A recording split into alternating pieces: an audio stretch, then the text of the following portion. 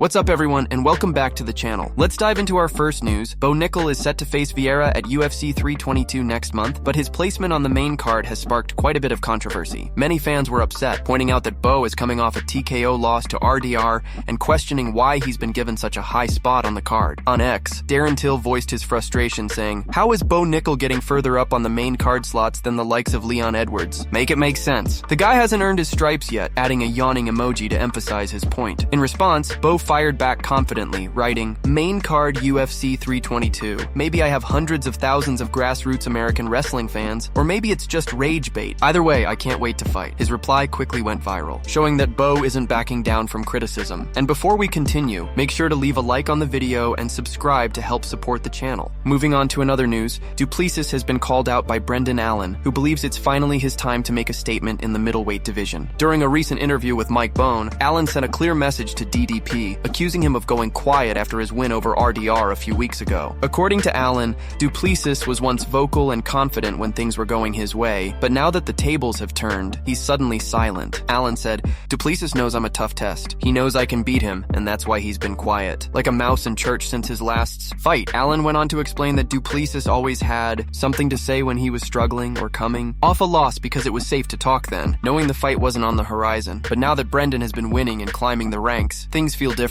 Allen added that when he was on a big win streak, the matchup between him and Duplessis was a real possibility, yet DDP didn't say a word. He stayed silent because deep down, he knew the fight was risky. Allen didn't hold back when discussing Duplessis' performance against Khamzat, saying that Duplessis was completely dominated. He emphasized that it wasn't even a close fight, not one of those bouts where both fighters had moments. In his words, Duplessis was dominated for 25 minutes straight, and even being generous, Allen said he might have had a few seconds of success, but that's it. He made it clear that kind of performance isn't supposed to happen at this level, especially when you're fighting as the supposed champion of the division. Adding to the criticism, Allen mentioned that even commentators like Joe Rogan have questioned whether Duplessis can ever train enough to beat Khamzat in a rematch. With that kind of dominant loss still fresh, a second fight between them doesn't seem likely anytime soon. For now, Brendan Allen sits at number 5 in the middleweight rankings, and although a matchup with Duplessis would generate plenty of buzz, it might still be a stretch for the UFC to make it happen immediately. However, Allen knows exactly what he needs to do. A win in his next fight, possibly avenging his loss to Anthony Hernandez, could move him closer to that opportunity. If he keeps his momentum going and Duplessis slips up against contenders like Sean Strickland or Nasruddin Imavov, the path could open up. In that case, a Duplessis versus Allen fight would make perfect sense for the UFC. Right now, Allen's confidence is sky high, and he's making it known that he's ready for anyone at the top of the division. Whether it's Duplessis or another contender, he's determined to prove he belongs among the best, and this latest call-out has only intensified the buzz around his next move. Moving on to another news, Cory Sandhagen has shared a rather hilarious yet creative idea for how the UFC could finally fix the ongoing eye poke problem. During a recent livestream on Twitch with Curtis Blades, Sandhagen joked that any fighter responsible for an eye poke, intentional or not, should be forced to spend the full 5 minutes that their opponent uses to recover breathing and farts out of a jar. The comment instantly went viral, with fans flooding social media laughing at his brutal sense of humor. But beneath the joke, Sandhagen's point carried some truth. Fighters rarely face serious consequences for eye pokes, and that needs to change. During the stream, both Sandhagen and Blades discussed the Tom Aspinall versus Ciryl Gane eye poke incident at UFC 321. They reviewed the footage in slow motion, with Blades admitting that at first, he didn't think it looked too bad. But after rewatching it frame by frame, he realized how deep Gane's finger went into Aspinall's eye. Sandhagen agreed, saying that sometimes you can't fully grasp how bad an eye poke is until you see it in detail. Still, he added that even though accidents happen, some fighters seem to poke others more frequently than the rest. Sandhagen pointed out that it's not always about the gloves or design flaws, it's often about carelessness or lack of control during exchanges. He mentioned that some fighters simply don't care and treat it as part of the game because the penalties are minimal. Blades agreed, recalling how certain fighters have openly admitted to using fouls to get short breaks during fights. He mentioned Derek Lewis as an example, saying, "I've heard Lewis say he'll eye poke you or kick you in the balls just to catch his breath." They laughed about it, but acknowledged that those types of tactics, even if rare, highlight a real issue. When discussing their own habits in the cage, Sandhagen said he's never poked anyone in the eye because he's always mindful of his hand placement. He credited his precision and awareness for keeping him out of those situations, adding, "I just try not to poke this fool in the eye. It's not that hard if you're paying attention." Blades agreed, saying Sandhagen's style shows a lot of control compared to some other fighters who often extend their hands carelessly during striking exchanges. As they wrapped up their discussion, both fighters agreed agreed that the UFC needs to take the problem more seriously. They laughed again at Sandhagen's fart jar idea, but the underlying message was clear. There should be stricter punishments or consistent rules for eye pokes, whether intentional or accidental. For now, Sandhagen's funny yet thought-provoking comment has become one of the most talked-about moments of the week, showing that even humor can shine a light on a real issue inside the octagon. Moving on to another news, Walter Walker has suffered a broken fibula following his fight at UFC 321. Despite walking away with a win over Lewis Sutherland, the victory came at a painful cost. During the early moments of the fight, Sutherland landed a heavy calf kick that immediately caused damage to Walker's leg. At first, Walker seemed to push through, continuing to fight with visible discomfort, but later it was revealed that the kick had actually fractured his fibula. On Tuesday, Walker took to Instagram to confirm the injury, posting an X-ray that clearly showed the break. In his caption, he explained that he'll need what he called a heavy recovery period of around 5 to 6 weeks before he can resume full training. Fans were shocked when, shortly after revealing the news, footage surfaced online showing Walker lifting weights in the gym despite the broken leg. The video quickly went viral, with fans praising his toughness and dedication to the sport. Even though he's dealing with a serious injury, Walker's mindset remains positive, and he's already focused on recovery and returning stronger than ever. His determination has drawn support from across the MMA community, with many calling him one of the grittiest and most committed fighters on the roster. For now, Walker is expected to take time off to heal properly before making his comeback inside the octagon. Moving on to another news, Merab recently went viral after posting a hilarious picture on social media featuring the fighters he has defeated, all sitting around a dinner table. In the photo, Merab sits proudly at the head of the table with a confident smile, while the others represent his past opponents. He captioned the post with the words, "Who's the next guest at my table?" a clever nod to his dominance in the bantamweight division. The post quickly gained attention from fans and fellow fighters, many praising Merab's creativity and sense of humor. As for his next challenge, Merab is set to face Peter Yan at UFC 323 in what promises to be a high-stakes matchup. A victory over Yan could solidify Merab's position as the top contender for the bantamweight title. For now, his confidence and playful energy continue to make him one of the most entertaining personalities in the division. Moving on to another news, Matt Brown has decided to go off on critics who are questioning Tom Aspinall. During a recent episode of MMA Fighting's The Fighter vs. the Writer, Brown didn't hold back his thoughts on the situation. He said he's been absolutely disgusted with the narrative that's been floating around, where people are somehow blaming Tom Aspinall for what happened. Brown questioned where this idea even came from and how anyone could think. Aspinall did something wrong. He went on to say that people claiming Aspinall should have just sucked it up and fought with one. I are completely out of line. Brown emphasized that this isn't some kind of death match or a video game like Street Fighter. It's a professional sport, and Aspinall made the right decision to protect himself and his career. He reminded everyone that fighters put their lives on the line every time they step into the cage. And it's not about ego, it's about performing at the highest level and ensuring their safety. Brown made it clear that Aspinall's choice to stop the fight was the smart and professional thing to do, not a sign of weakness. He defended Aspinall's integrity, saying that no real fighter would risk permanent damage just to satisfy critics who've never been in that position. Brown's message was firm: respect the athletes and understand what's truly at stake every time they fight. Moving on to another news, Henry Cejudo recently revealed that he went to the same eye doctor that Sean O'Malley uses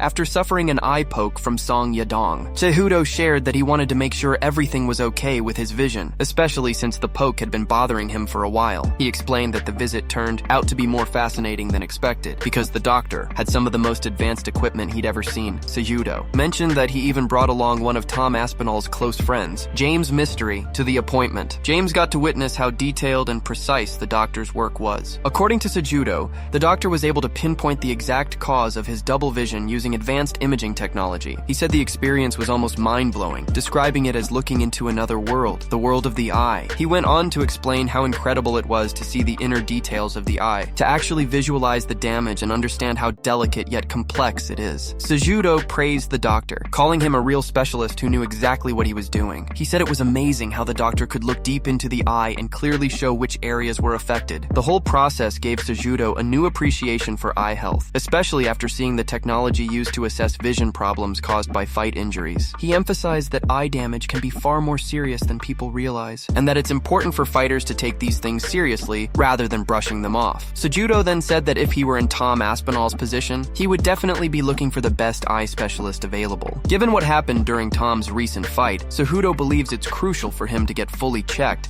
and figure out how long recovery might take before stepping back into competition. He also noted that this kind of care can make a huge difference in a fighter's longevity, as vision issues issues can quietly impact performance over time. In the end, Cejudo's story wasn't just about a doctor's visit, it was about understanding the importance of proper medical care after serious injuries. His experience served as a reminder that behind every fighter's toughness, there's still a need for expert attention to keep their health and career safe. Moving on to another news, TJ Dillashaw has sparked major controversy after suggesting that Tom Aspinall might have exaggerated the severity of the eye poke in his fight against Ciryl Gane at UFC 321. During a recent discussion, Dillashaw shared his thoughts, saying he believes Aspinall could have taken the easier way out instead of trying to continue. According to Dillashaw, Gane was picking his shots better, staying composed, and fighting with more calculation, while Aspinall tends to rely on explosive power and forward pressure to finish fights quickly. He said Gane was reading openings, controlling distance, and fighting smart, something that might have frustrated Aspinall before the incident happened. Dillashaw went on to say that when the eye poke occurred, it looked to him like Aspinall's eye was already closing up, but the situation didn't seem as severe as Aspinall made it appear. He mentioned that from the footage and photos afterward, the damage didn't look significant, and that's what raised questions in his mind. Dillashaw clarified that while the poke was definitely an accidental foul and not Aspinall's fault, the way Aspinall reacted made him wonder if he chose not to continue, even though he possibly could have. He explained, "From the optics and the way it looked, his eye was closed when he got poked. He was saying he couldn't see, but it didn't seem like he even tried to open it or check if he could. I've seen guys take full fingers to the eye and still keep fighting. Obviously, I don't know for sure because I wasn't there, but based on what we saw, it didn't look that bad afterward." Dillashaw admitted it's all speculation, but added that from his perspective, it seemed like Aspinall may have taken the easy way out, especially since the result was ruled a no contest. He pointed out that fighters still get paid for stepping into the octagon, and with a paycheck that large, rumored to be around $3 million,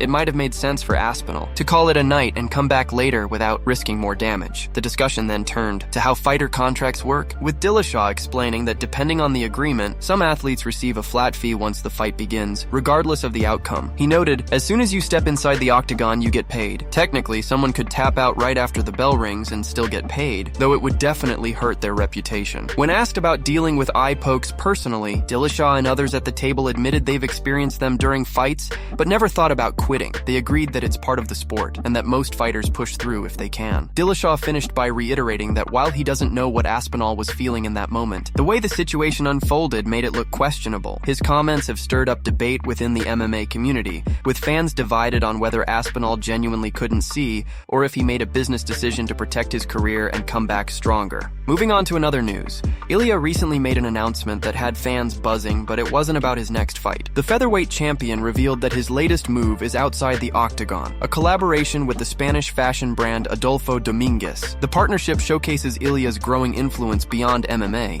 as he continues to expand his brand in the world of fashion and lifestyle. The announcement was made through his social media, where he shared a promotional clip highlighting the collaboration's sleek and modern style. While many fans were expecting details about his next UFC appearance, this news shows a different side of Ilia, one focused on image, style, and global reach. Still, the MMA community is eagerly waiting to hear what's next for him inside the cage. For now, Ilia seems focused on balancing his athletic career with new ventures that reflect his confidence and champion mindset. Moving on to another news, Ciryl Gane's coach, Fernando Lopez, has finally reacted to everything that went down at UFC 321. Speaking about the controversial eye poke incident, Lopez said that for their team, everything was going exactly as planned. He explained that Gane was executing the strategy perfectly, and they were confident in how the fight was unfolding. However, the unfortunate eye poke changed everything in an instant. Lopez made it clear that if a fighter can't see, then there's simply nothing that can be done. Safety always comes first, and no one can continue under those circumstances. He added that it's just part of the sport. Accidents happen, and no one intends for them to. Despite the disappointing ending, Lopez expressed pride in Gane's performance and professionalism, saying the team will move forward and come back even stronger in their next fight. Moving on to another news, Tom Aspinall has been facing a wave of criticism, from some fans accusing him of quitting after his controversial fight against Ciryl Gane at UFC 321. The accusation started after Aspinall posted a video on his YouTube channel where his eye appeared to look fine with no major visible damage. Many began questioning whether the eye poke that ended the fight was really as serious as it seemed. However, sports medicine expert Dr. Brian Sutterer stepped in to give a professional explanation